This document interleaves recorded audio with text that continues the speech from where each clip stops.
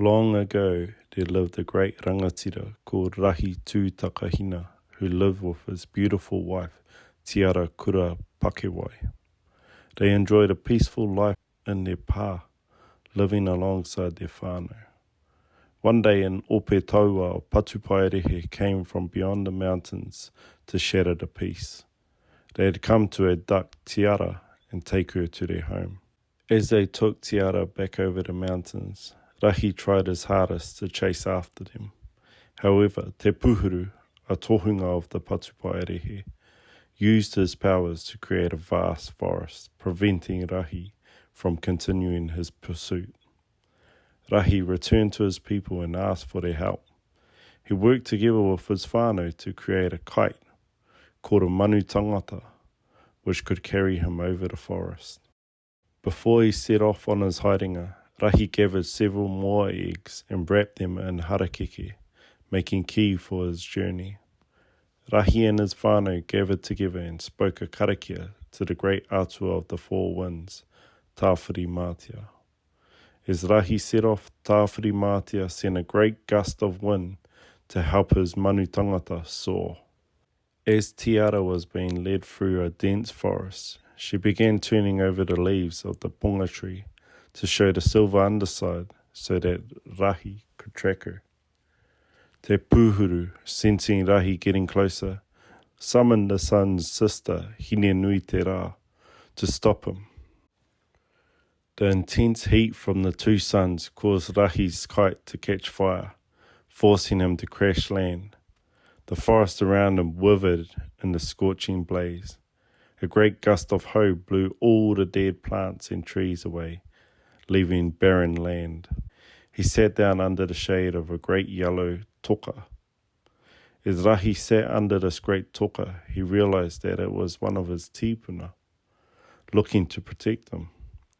As he sat there, the toka slowly changed colour to a calming green. Just at this moment, Namu, a giant friendly eagle that lived near Rahi's pā, arrived and perched on top of the rock.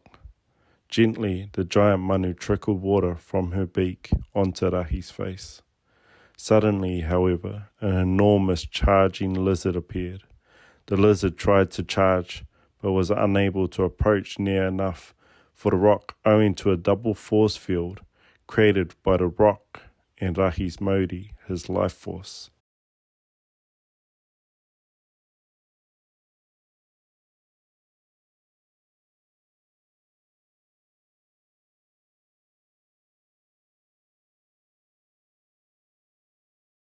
Frustrated, the moko changed its tactics. It began relentlessly circling the rock, its huge tail thrashing all the while uprooting toka, kohatu, and one.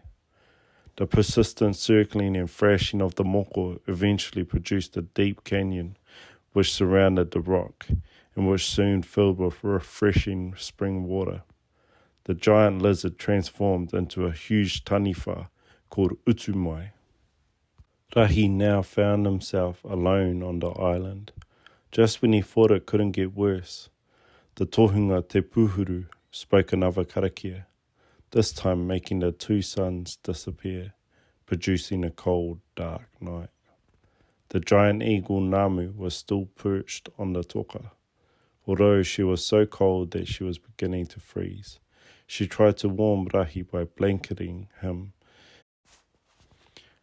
Just then, Rahi looked up, saw 3 stars aligned in the sky.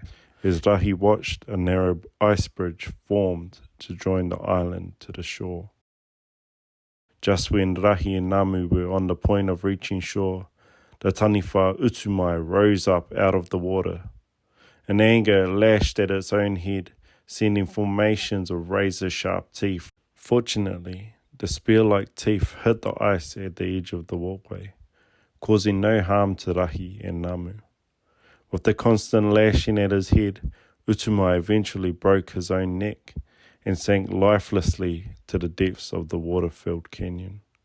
As if to celebrate, the sun came out once Rahi reached shore. In the healing sun rays, Namu was soon warm enough to fly home. Rahi was able to join his tribe, who had been desperately searching for him, and all together they headed for the mountains. After a while, Rahi and his iwi used a number of heavy kohatu to block the steam vents which covered the maunga.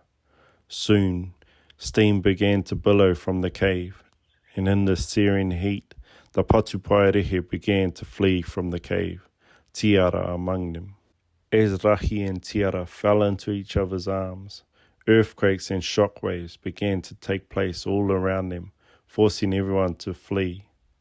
The next day an enormous explosion took place. It remained inside the mountain. When it exploded, Te Puhuru was blasted into the heavens, where he now remains. It was here on these shores that the two tribes invented a means to ensure lasting peace forever.